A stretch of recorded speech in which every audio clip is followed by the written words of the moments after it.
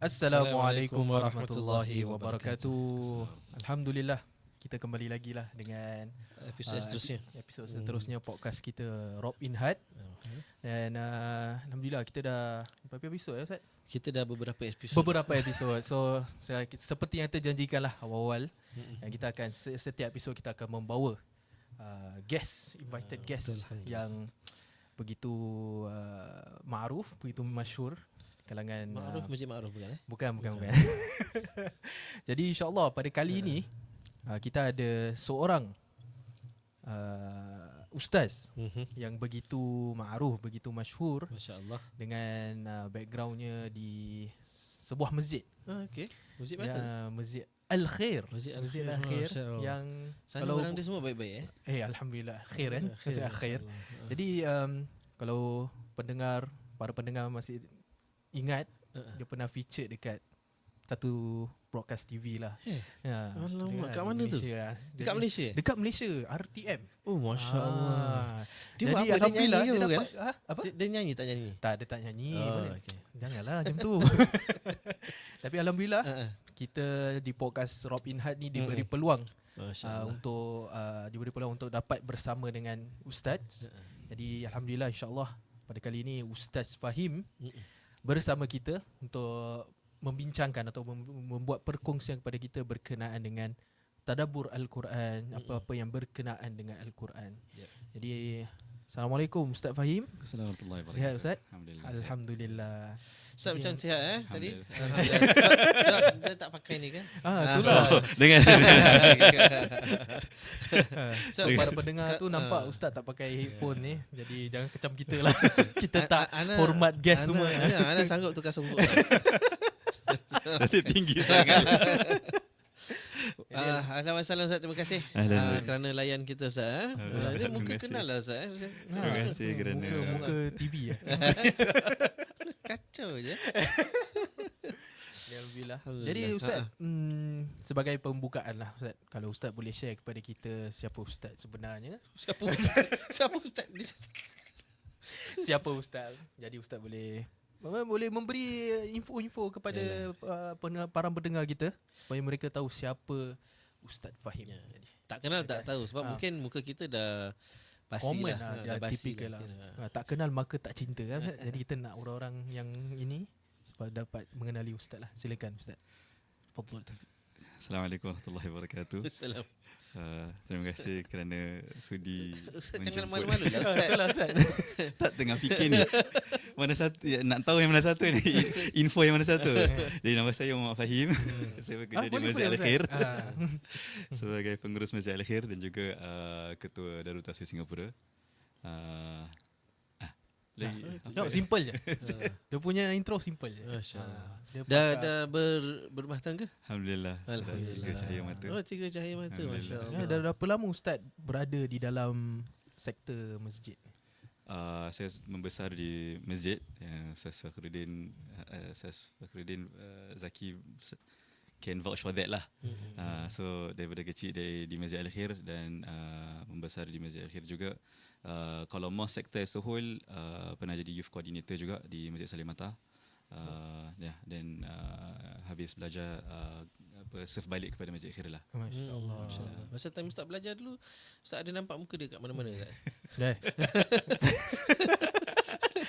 Ustaz tak ada yang tahu Ustaz belajar di mana sebab Ustaz sendiri tak share. Kau tak orang tahu. Tapi satu aha moments lah tadi saya dengar macam Ustaz youth coordinator di Salim Mata. Saya tak tahu pun sebenarnya.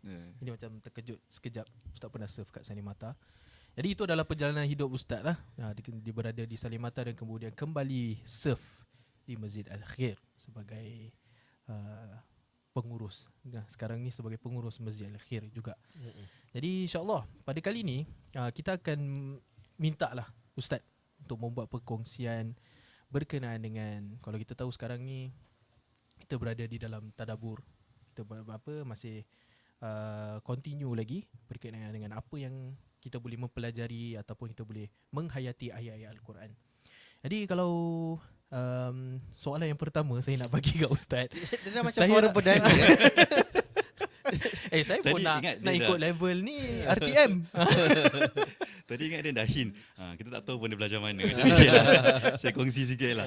Saya daripada secular background. So primary school, secondary school di Singapura. Kemudian ambil belajar tahfiz di Malaysia. Habis belajar tahfiz, kemudian saya ke Syria. Kemudian dah terpergolakan di situ. Maka saya ke Mesir, Egypt. Kemudian terdapat juga sedikit pergolakan di situ. Maka Alhamdulillah dapat scholarship ke Saudi lah. Jadi habis belajar, ambil degree di Madinah dan kemudian sambung belajar masters di Malaysia dan sekarang sedang ambil post PhD lah. PhD, Doakan Masya Allah. Masya Kita Allah. doakan supaya Ustaz diberikan kejayaan lah. Alhamdulillah. InsyaAllah, amin. Semua tak tahu kan mana saya jumpa Ustaz. So tak ada orang tahu mana dia point dia. Tapi Alhamdulillah terharapkan supaya Ustaz diberikan kejayaan. Sama-sama InsyaAllah, kita. amin, insyaAllah. Amin. Tapi kita jam teruslah dengan apa yang kita nak kongsikan pada hari ini. Jadi soalan saya Ustaz, macam cerita di dalam Al-Quran ni macam kira dia satu boleh jadi arah kita kepada kebaikan. Kalau kita mendengar, kita baca Al-Quran, kita menghayati Al-Quran. Jadi saya nak tahu macam mana kalau Ustaz ada personal punya experience di mana Al-Quran itu memandu arah, memandu Ustaz sendiri ke arah kebaikan. Kalau Ustaz boleh share kepada kita lah.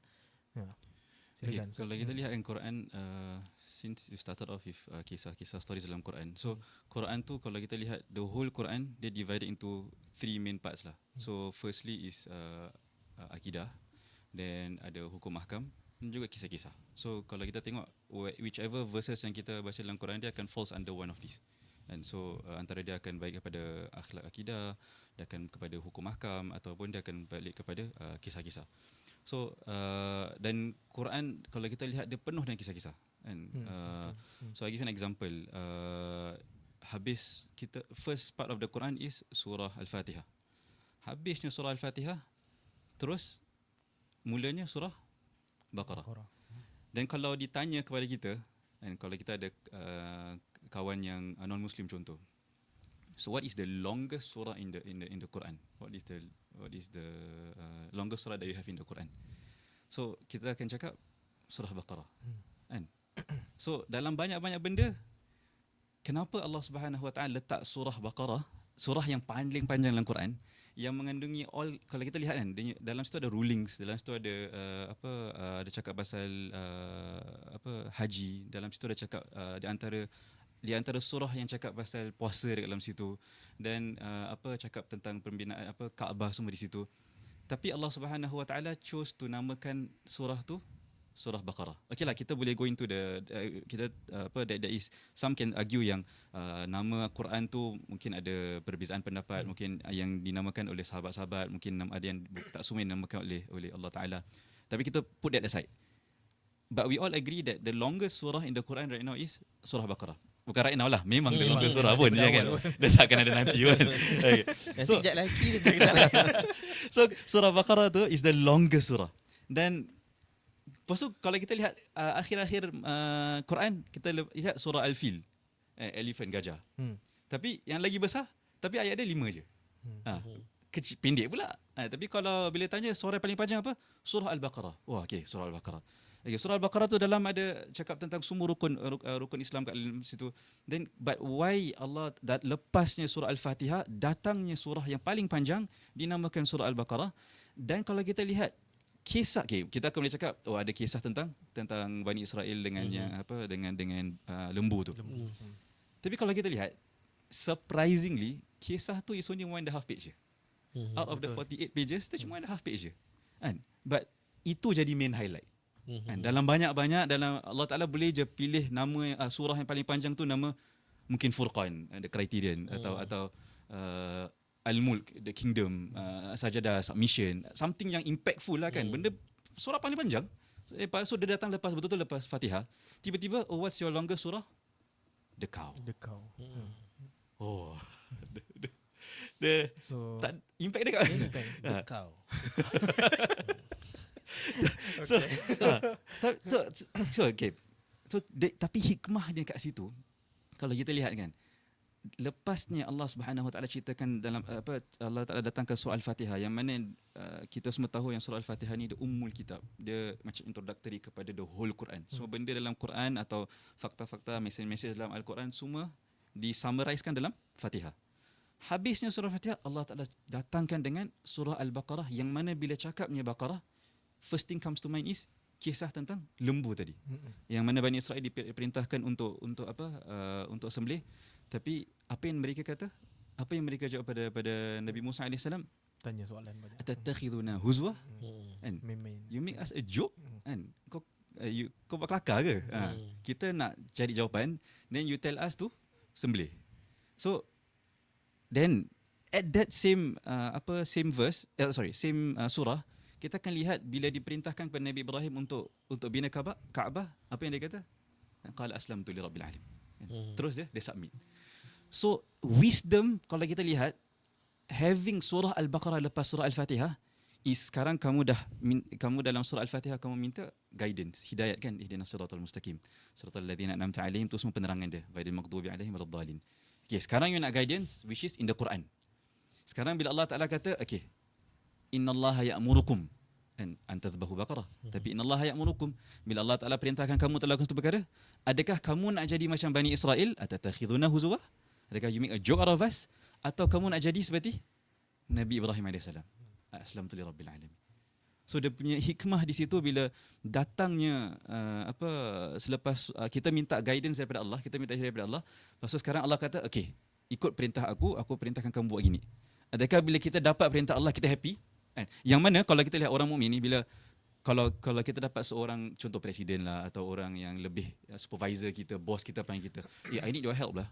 Kita macam, dalam banyak orang kita dipilih. Kita macam rasa proud kan? Yes. So bila Allah Taala pilih kita, innallaha ya'murukum, Allah perintahkan kamu. Allah perintah kamu ni. Kan? Jadi kamu, you are the chosen ones to deliver this, or to obey this command from Allah Subhanahu Wa Taala. So adakah kita, alhamdulillah Allah pilih saya lah, kita bangga, atau kita na'udzubillah innallaha atattakhiduna huzwa, you make a joke out of us. So itulah di antara hikmah. So kalau kita lihat dalam Quran, kisah-kisah dalam Quran ni, dia banyak boleh relate back kepada kita punya, and it's always relevant. Dia bukan kalaulah Quran tu dia zaman Nabi SAW je, kita akan lihat bahawasanya dia akan banyak nama-nama benda-benda atau orang-orang yang mana dikenali oleh sahabat-sahabat pada masa tu. Tapi dalam the whole Quran, kalau kita lihat, kita akan nampak bahawasanya yang antara nama yang diberitahu zaman tu satu je. Satu sahabat, satu bukan sahabat. Yang sahabat Zaid. Itu pun kalau siapa yang belajar bahasa Arab, kita tahulah Zaid tu macam Muhammad kan. Dia macam dia kata ganti nama gitu macam itu. Dia jumpa siapa tadi? Aku jumpa Muhammad tadi. Jumpa Zaid tadi. Tapi siapa, it can be any Zaid. So tu satu. Yang kedua, siapa yang nama yang diletak dalam Abu Lahab. Tapi tak ada nama lain. Dia tak ada pun nama-nama, kalau kita lihat nama road pada waktu tersebut, dia tak ada pun Tariq Salam. Kita kalau kita pergi siapa yang selalu pergi umrah kan, Tariq Hijrah, tak ada pun. Kan diorang tak diberikan nama-nama yang dikenali oleh sahabat-sahabat pada waktu tersebut. Kenapa? Kerana dia Quran tu bukan untuk diorang aja. Quran tu untuk kita. Kalau diberi nama-nama atau landmark yang dikenali oleh pada waktu tu, tak make sense for us lah. So that's the thing. Every time bila kita lihat dalam Quran tu is talking to us, and it's always relevant. Ustaz, kalau berbual macam kita kelu macam kelu macam kelu. You tahu kelu tu apa? Kelu tak boleh macam bercakap lah. Tak tercakap macam nak, kita kalau macam boleh Clue terus kan. CLUE. bukan clueless. Bukan clueless dia. Yes. Kita nak tahu macam masya-Allah terpegun nak dengar apa yang Ustaz cakap. Saya pun tadi macam, alamak, Ustaz dah hentak ni pakai botol ni. Saya pun kira maknanya kira macam surat, macam kita dah minta dengan Tuhan kasih dia punya jalan, lepas tu korang pilih lah mana nak pilih kan. Kalau salah pilih, sendiri punya masalah. Yalah, macam kisah saya pun tak pernah, ni first time lah saya dengar macam dengar macam kira macam Ustaz cakap yang kisah Nabi Ibrahim dengan kisah Bani Israel tu ada related macam in terms of sekarang ni aku dah beri hidayah, aku nak test korang, Allah nak test kita, so either kita taat atau kita ingkar. So I think it's very interesting kalau kisah ni. I mean to know that actually there's a wisdom behind Quran tu sendiri, ada banyak wisdom Betul. tu, tapi cuma kita tak realise je ataupun kita tak macam dive into it. So it's really, really interesting for me. Kalau macam kita sebagai kita sebab kita yang you share ni macam yalah orang yang belajar Al-Quran, baca dia punya tafsir, faham dia punya kandungan, tahu dia punya asbabun nuzul and so on. Tapi kalau macam as a normal person yang kat luar sana, yang baru nak berdamping dengan Al-Quran, baru baca suratul Fatihah, apa yang Ustaz boleh share to everyone supaya mereka like macam okay, hopefully insya-Allah dengan sharing tersebut pendengar-pendengar dan penonton boleh like macam okay lah, I'm going to start and take it the Quran, I'm going to start to read it and I'm going to try to understand it better through whichever way possible. Apa yang Ustaz boleh share untuk macam kasih semangat, sebab saya rasa confirm yang mendengar dan menonton dia orang nak, cuma how to start, where to start. How to start. Yes. Syukran sis for the question. Kalau kita lihat, when we always talk about tafsir kan, the first thing comes to mind is always classical text. Tak tahu bahasa Arab, yang tahu cuma kena scholars kan. Tapi you see in the Quran, Allah Ta'ala afala tadabbarun al-Quran am ala qulubin aqfaluha. And adakah mereka tak nak tadabbur atau ponder upon the Quran, or do they have locks for their own hearts? So kalau kita lihat yang tahu bahasa Arab, afala tadabbarun al-Quran am ala qulubihim aqfaluha. So adakah hati mereka tu aqfal tu, dia punya locks tu, aqfaluha, domir tu balik kepada mana? Balik kepada hati. Jadi so seakan-akan di sini ada dua penafsiran di sini. Satu, adakah bila kita tak tadabbur Quran, seakan-akan kita lock hati kita sendiri. Dia bukan pasal tafsir. Okay, betul tafsir itu perlukan pada the level of understanding of the Quran lah. So kena tahu yang abrogation, nasikh mansur, mujmal muqayyad, tu semua memang betul. The science of the Quran tu memang kena tahu. Tapi kalau bila cakap pasal tadabbur Al-Quran, itu semua orang, itu kerja is everybody. That's the reason kenapa Allah SWT perintahkan kita untuk kenapa Allah Taala hantar Quran tu, dan bukan Quran tu diturunkan, Allah hantar dengan Nabi SAW untuk beri penerangan kepada tu. So dia macam IKEA. Kalau kita beli barang, kalau benda tu senang kita boleh buat sendiri. Kan? Dia ada manual, kita ikut settle. Tapi kalau benda tu ada sophisticated sikit, kompleks sikit, dia akan hantar orang untuk tolong kita. Do you want people we send you someone to help you. So agama ni begitu valuable, dia hantar manual book dengan orang untuk bantu. So dia ada message dia dengan messenger. So Allah Subhanahu Wa Taala hantar kita benda Quran ni untuk kita baca dan kita tadabbur benda tu. Tadabbur Al-Quran. Jadi bila kita lihat dalam Al-Quran tu, so kira hati tu, tadi kita cakap yang hati tu ada dia punya lock sendiri. Okay, so ada dua interpretation. One is dia punya hati, kalau orang tak tadabbur, seakan-akan mereka lock hati mereka sendiri. Yang kedua interpretation kat sini, Ibn Ashur mengatakan, bila if you come to the Quran with an opinion, that my opinion is the opinion, you have locked your hearts. Sebab apa? Sebab kalau kita datang Quran dengan perasaan yang saya nak cari apa yang saya dah pegang. This is my opinion, and I wish to find something in the Quran that will support my opinion. Okay. To double confirm my understanding. To support my opinion lah. Just support, tapi itu menjadi masalah. Kenapa? Bila dia datang kat Quran, dia jumpa, alhamdulillah. Tapi kalau dia datang Quran, dia tak jumpa. So macam mana sekarang? Adakah dia akan ingin ikut apa yang Quran kata, atau dia masih nak pegang kat dia punya opinion? Kalau dia pegang kat opinion, then na'udzubillah, indirectly dia tolak apa yang Allah Ta'ala kata. So that becomes the problem. Okay. So itulah kenapa pentingnya untuk bertadabbur Al-Quran. Tadi Ustaz ada cakap tentang Al-Fatihah. Kita baca Al-Fatihah on a daily basis. And setiap kali kita solat, kalau kita perasan pun, dia bukan solat saja. Kita punya whole day, daripada kita bangun, dan kita baca bismillah, kan, kita baca alhamdulillah, tu semua dalam Al-Quran ada, kan, bismillahirrahmanirrahim, kan, alhamdulillah pun ada dalam Al-Quran, kan, baca Al-Fatihah dalam Al-Quran, and a lot of things yang kita dalam kita punya zikir pun ada dalam Al-Quran. So our whole day is revolves around the Quran itself, kan. Dan kalau kita lihat, kita jangan pergi jauh-jauh, kita pergi yang paling popular sekali, Al-Fatihah. Kalau kita betul-betul internalize surah Al-Fatihah, kita akan lihat bahawasanya Al-Fatihah ajar kita macam nak baca doa. the starting tu kan, dia mula dengan puji-pujian Allah. Hmm. Alhamdulillahirabbil alamin, arrahmanirrahim, maliki yaumiddin. Okey. Lepas tu kita kedepankan kita punya shortcomings. Kan? Iyyaka na'budu wa iyyaka nasta'in. Allah aja yang boleh buat semua benda. Kan? Kepada Allah Taala kita minta. So kenapa kita minta pada Allah? Kenapa kita serah pada Allah? Sebab kita tahu we are not able to do so. Kan? Kita ada kita punya limit kita. Allah limitless. And we have our own flaws and shortcomings. So kita dah kedepankan kita punya shortcomings, then baru lepas tu ihdinas siratal mustaqim, baru kita minta doa. So on a daily basis Allah Taala tengah ajar kita untuk baca doa. Cara untuk minta Allah Subhanahu Wa Taala. Kan? So kita mulakan kalau dia Dr. Mukhlis masa kan ustaz pernah that time we went for the Jakarta trip. So ingat Dr. Mukhlis kata Quran ni macam buffet. Kan? It's for everybody. So bila kita kata ni Quran macam buffet, kira dia untuk yang tua, yang muda, kan, yang muslim, yang non muslim, kan, yang kaya, yang miskin, semua orang kan has that part of it. And so I give you an example. Contoh surah Lahab. Kan, kita semua tahu cerita surah Lahab kan. Kita tahu Abu Lahab, cerita Abu Lahab semua apa yang berlaku semua. How can that story talk to a 6-year-old kid? The 6-year-old kid can see that story of Abu Lahab is as easy as don't curse.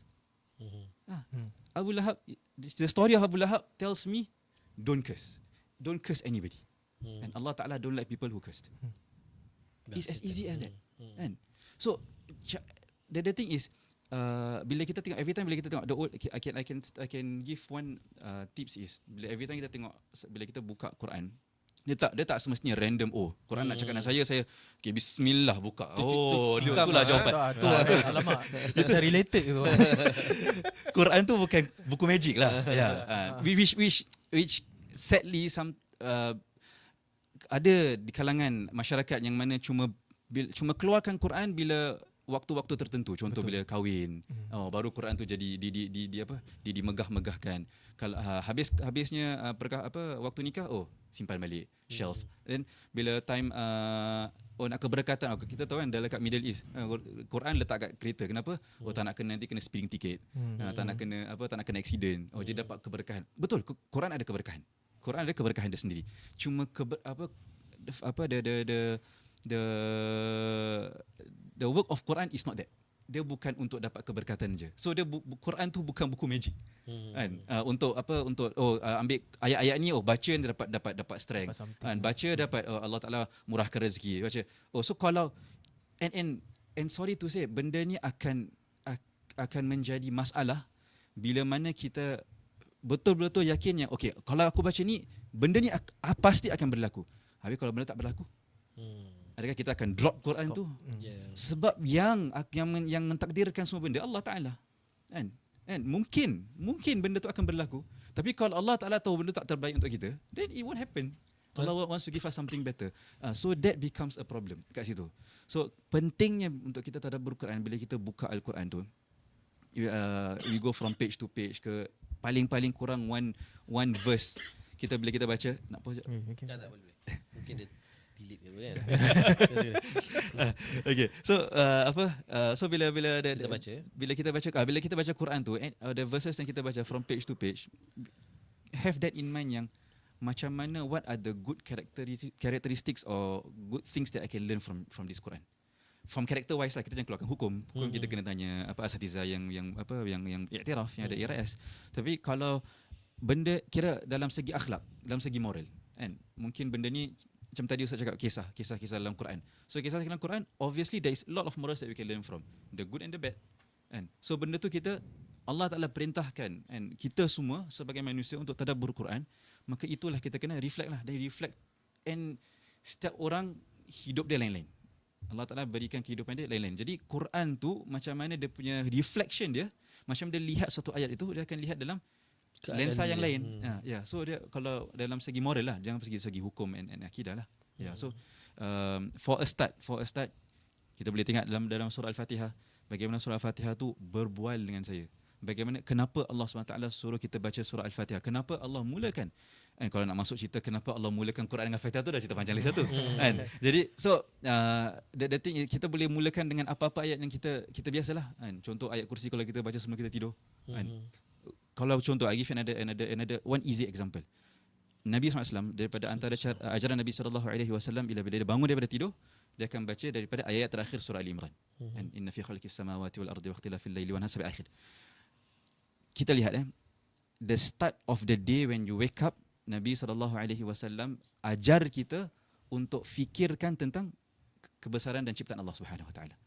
Allah peringatan, inna fi khalqis samawati wal ardi wa ikhtilafil laili wan nahar la ayatin li ulil albab.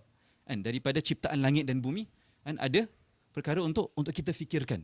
Alladzina yadhkurunallaha qiyaman wa qu'udan wa ala junubihim, yang fikir tentang kebesaran Allah dalam keadaan diri, duduk dan berbaring. Which is the person right now lah. Kan? Peringatan untuk orang yang membaca tadi tu, dia fikir tentang kebesaran Allah. Nak beritahu pada kita bahawasanya when you start your day with the easiest deeds. With the easiest ibadah, which is to think about the ciptaan Allah Ta'ala. Simple je Allah Ta'ala kasih dah. Dah mulakan dia start your day with the right leg right foot. So with the good vibes. Good vibes Kalau siapa, kalau penonton pendengar follow episod ni daripada beberapa tetamu undangan kita, mostly dia orang akan bawa suratul Fatihah sebagai dia punya opening day. Betul. And if you notice, setiap orang bawa different story dengan the same surah.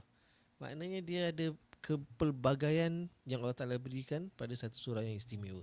Ustaz dah share tadi Fatihah, ajar macam mana nak baca doa. So you can start with that. Maknanya dalam arti kata yang lain, dan Ustaz pun ada share dengan kita whereby Quran ni is a buffet, macam Dr. Mukhlis katakan. Maknanya kita ni open to us lah. Maknanya kita jangan set something untuk dapatkan something from dalam Quran, tapi kita kosongkan dirilah, in other words, untuk bila kita baca Quran tu kita dapat benda yang baru dalam kehidupan.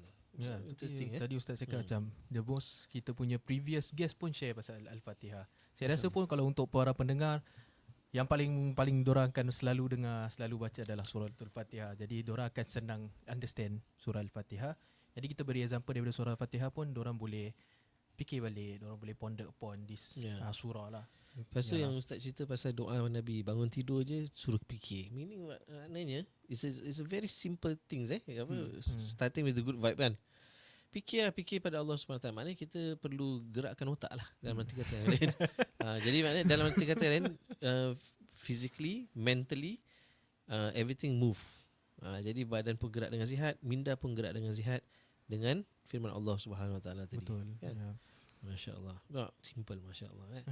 Apa lagi? Buka Quran lah. Buka Quran, buka translation for start pun boleh juga untuk dapatkan pemahaman. Betul. Ya, jadi the special, kalau saya nak boleh kongsi sikit lah, special of Al-Fatihah tu sendiri. Kenapa special Al-Fatihah tu? Kalau kita tengok hadis, ada satu hadis tu yang Allah Subhanahu Taala yang berbuang kita directly. Setiap ayat tu Allah dia jawab kan. So sebab tu Al-Fatihah tu adalah really yang kita really boleh fokus on lah. Jadi para pendengar boleh ponder upon surah Al-Fatihah sendiri. Jadi that is the only Ustaz tadi you highlighted a very good point, because that is the only surah in the Quran yang mana hadis mengatakan bahasanya Allah Ta'ala menjawab pada orang yang baca. So on a daily basis bila kita baca Al-Quran, Allah is talking to us through Al-Fatihah. So adakah kita tak nak, kalau contoh kita dapat siapa-siapalah idola kita dalam dunia ni, and tiba-tiba dapat phone call, and so this time I will give you a call. This time I will give you a call. We can just chat lah. Wah, so rasa special lah. Yeah. So tapi kena check, jangan scam call. Betul juga. Tiba. Dan tadi baru dapat plus tu lah. So itulah antara benefit which you highlighted. Thank you for highlighting also. That is the only surah, kalau kita silang hadis, yang mana Nabi SAW kata bila kita baca ayat tu, every verse Allah Ta'ala akan jawab. So you are having a conversation with Allah on a daily basis. Berapa kali kita buat conversation Allah. So you have your audience with Allah. You and Allah je lah. Mintalah pada waktu tu. Betul. Yeah. Jadi Ustaz, seterusnya Ustaz, saya rasa ni sebagai last question lah. Last question. Jadi Ustaz menyebutkan berkenaan dengan tadabbur Al-Quran, tadabbur ayat-ayat Allah Subhanahu Wa Taala. Jadi ada satu ayat lah yang saya ingin tanya kepada Ustaz, kalau Ustaz boleh share kepada kita.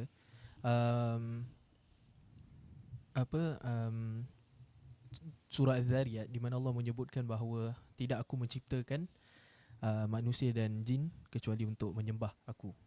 Jadi bagaimana dengan ayat ni kita boleh menjadikan panduan kita dalam kehidupan seharian kita supaya kita tahu yang everyday ni kita patut kembali pada Allah, sembah Allah, solat tu semua, dan juga supaya kita dapat tahu yang actually kita hidup ni semua dekat dunia ni hanya untuk serve Allah, untuk sembah Allah sahaja. Silakan Ustaz. Thank you so much Ustaz for the question. So dalam Al-Quran yang surah Az-Zariyat tu ayat 56 tu Allah Subhanahu Wa Taala firman, "Wa ma khalaqtul jinna wal insa illa liya'budun." Dan tidak aku ciptakan jin dan manusia untuk beribadat padaku. I think ayat popular lah. Ayat So popular. everybody knows this verse.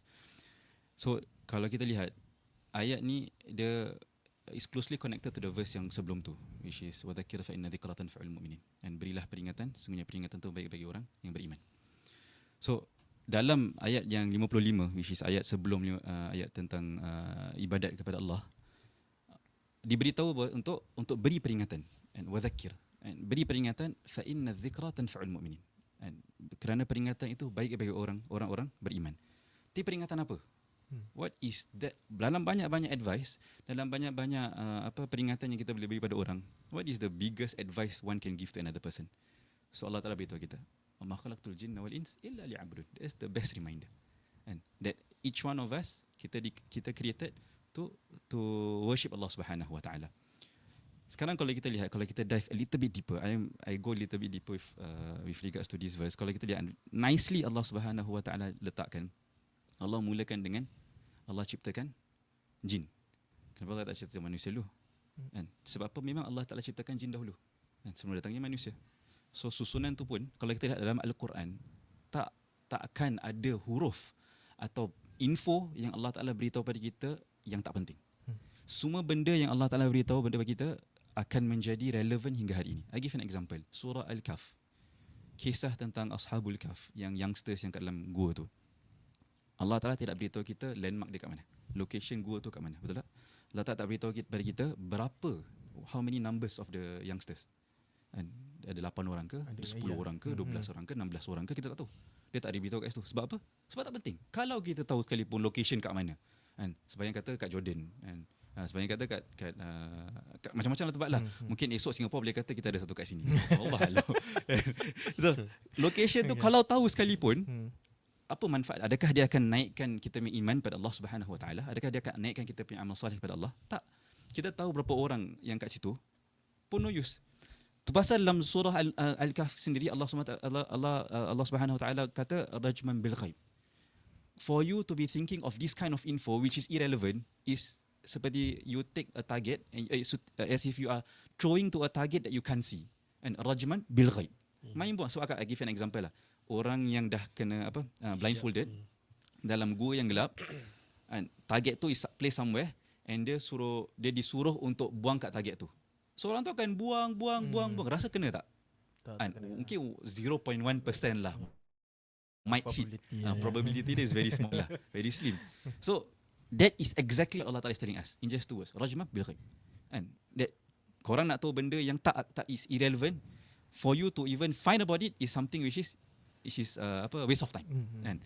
So nak beritahu kepada kita bahawasanya setiap benda yang Allah letak dalam Al-Quran, benda tu important. So back to the ayat tadi, ayat 56 surah Az-Zariyat, Allah Subhanahu Wa Taala mulakan dengan jin dulu. Ciptaan jin kemudian ciptaan manusia. So memang jin diciptakan sebelum manusia. Kalau kita lihat dalam kitab Imam At-Tabari, Jarir At-Tabari, Jami' Ahkam Al-Quran, dia kata di antara wisdom dia juga, kerana jin tu tak nampak, kan? Manusia nampak. So amalan, so dia punya slant dia is amalan yang hidden diprioritize oleh Allah daripada amalan yang nampak. Kan? So nak tunjukkan kepada kita bahawasanya the weight of doing amalan that is hidden, sebab dia Allah beritahu kepada kita tentang ibadah. So ibadah yang dilakukan tanpa orang lihat, itu lebih baik. Kita tak nampak pun jin buat live, pergi Mekah buat live, nak tawaf buat live. Tak ada pun kita nak buat live untuk tunjuk jin, tak ada pun. So the thing is, di sini di antara hikmahnya, Imam At-Tabari mengatakan, Imam Jarir At-Tabari dia mengatakan bahawasanya amalan yang hidden is prioritized or given extra weight than those done in front of people.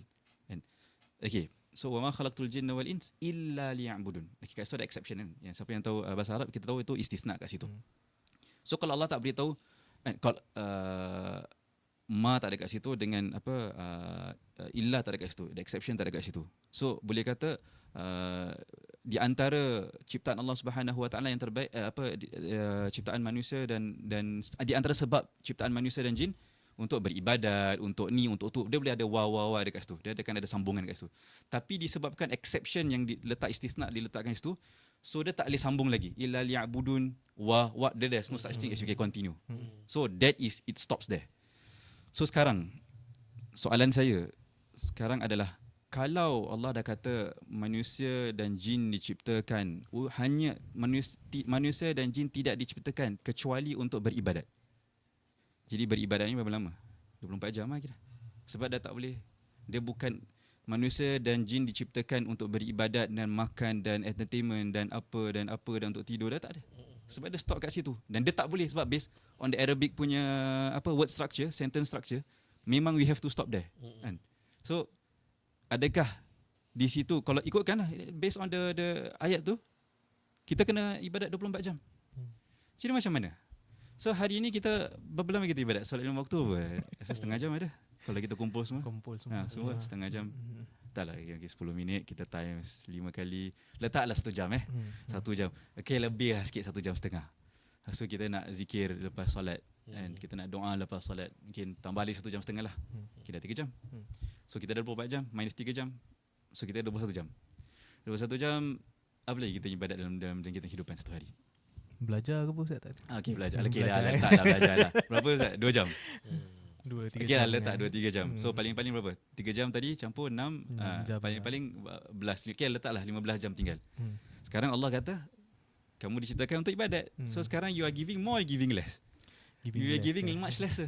So how? Di situlah kalau kita lihat, we have restricted our understanding of ibadat to just actions and worshipping actions. Sedangkan tidur tu boleh jadi ibadat tak? Boleh kan? Boleh. And I bring you to a definition of ibadah dalam kitab Ubudiyah oleh Ibn Taymiyah, tak silap saya. Dia mengatakan tak silap halaman 38 ke 36, saya lupa. So dia kasih definition definition ibadat, yang mana ibadat itu adalah setiap perkara yang merangkumi perkara yang Allah Subhanahu Wa Taala suka. Kan, daripada benda yang batin, yang zahir atau yang batin, yang nampak atau yang tidak nampak, daripada aqwal wal a'mal, daripada percakapan dan pergerakan atau actions. So setiap benda yang Allah suka, bukan manusia suka dia bukan manusia suka atau manusia nak, dia bukan saya suka. So tadi yang saya cakap kan, Quran kata suruh berfikir. So this religion is a religion of intellectual, is a religion of thinking. Dia bukan religion of emotions. Kalaulah saya semangat kan, saya buat zuhur, kita nak solat asar je lagi. Jadi kalau kita tengah semangat ni solat asar, kita buat 8 rakaat lah. Boleh? Tak boleh kan? Tak boleh. Walaupun iman tengah that level, tengah peak. Dia tak boleh. Sebab apa? Sebab memang bukan itu cara dia. Agama bukan ikut emosi. Agama kena ikut apa yang Allah Ta'ala suruh, apa yang Nabi SAW ajar. Jadi macam tadi Ustaz Zaki kata, agama ni kena ikut Allah Subhanahu Wa Taala suruh kita fikir setiap perkara dalam Al-Quran tu, afala ta'qilun, afala tadhakkarun, ara'aita, afalam tara. Semua untuk kita fikir. Allah SWT suruh lihat lagi. Ara'aita, semua untuk kita fikir. Jadi balik kepada ayat tadi, kita tak boleh restrict understanding of ibadat itu kepada worshipping saja. Kan? So kalau kita dah faham definisi ibadat kat sini, boleh tak kita punya whole day jadi ibadat? Boleh. Kalau kita pergi untuk bekerja kerana untuk dapatkan rezeki, untuk bantu untuk keluarga, ahli keluarga, itu ibadat. Kan? Untuk kita rehat, untuk dapatkan cara apa yang Nabi SAW ajar, kita bangun untuk dapatkan ibadah untuk kerja. Yang mana itu adalah ibadat. Ibadat tak? Ibadat. Kita tunjuk orang, paling senang lah. Orang tanya mana kelas, contoh kelas kelas Irfan, mana kelas dia? Tunjuk kat situ. Tak sampai satu minit pun. Dapat ibadat tak? Ibadat. Jadi ya betul, niat pun kena play part lah. But what I'm trying to say is the definition of ibadat cannot be restricted to just whatever is worshipping. It's an action worshipping, the worshipping, the action. And it cannot be restricted to that. If it's restricted to that, then Itu yang membuat seorang tu fikir, oh tak nak buat lah ni. Tak apalah, saya malulah. Kalau dia fikir, oh saya buat ni saya dah kira ibadat lah. Jadi dah akan menjadi dorongan untuk buat. Kan? Oh saya tak nak lah, saya malulah, saya malu. Tak, ni bukan pasal malu, ni pasal ibadat. Kan? Nak pahala tak? Nak. Buat. Jadi when that mindset comes into place, when we properly understand what Allah Subhanahu Wa Taala says in surah Az-Zariyat, then kita we will see it differently kan. Setiap benda boleh jadi, kita akan find opportunity untuk dapatkan ganjaran. Kan? Sebab apa? Sebab sekarang kita punya pledge is Allah Subhanahu Wa Taala ciptakan kita untuk ibadat pada Allah Subhanahu Wa Taala. Ini maknanya hebat Maknanya ayat yang simple tu, sambunglah lagi 1 jam ke kat sini.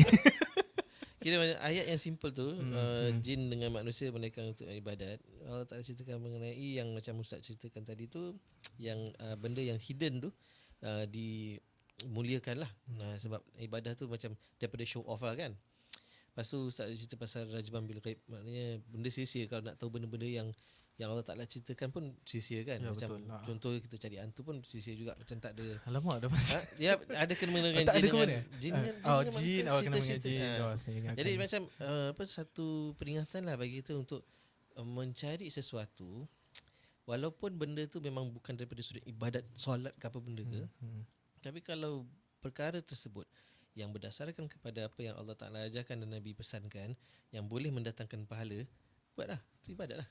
Betul tak? Boleh kata macam itu juga. Itulah macam jadi mana? yang Makan saya boleh menjadi faham. ibadat. Ya, sebenarnya yang saya boleh faham is kita punya life ni, Yes. dia revolves around ibadah. Betul. Everything yang kita buat ni right now semua adalah, kalau kita niat dengan betul, dia boleh jadi ibadah kepada kita. Contoh yang Ya. paling mudah kalau sebagai seorang jemaah masjid kan, paling mudah lah insya-Allah. Antaranya bila sampai ke masjid, slipper susun ibadah. Dah lepas buang air kecil buang air besar, flush ibadah. Ya, Jangan biarkan semua- lah. Jangan biarkan lah. Jangan tu lah. bayarkan pada orang lain lah. Macam apa, pay it forward lah kan. Tak payah lah. Tak mahulah. Katalah cuma saya boleh faham macam Ustaz cakap, macam certain people bila dia baca ayat ni, right, macam initially dia akan faham yang actually ibadat tu revolves around actions ataupun macam worshipping. Itu diorang tak fikir macam actually makan ataupun membuat sesuatu, bekerja pun adalah ibadah, memberi nafkah kepada isteri, menggauli isteri, itu semua adalah Macam benda tadi ibadah. senyum-senyum, semua ibadat. Semua ibadah. Simple je sebenarnya.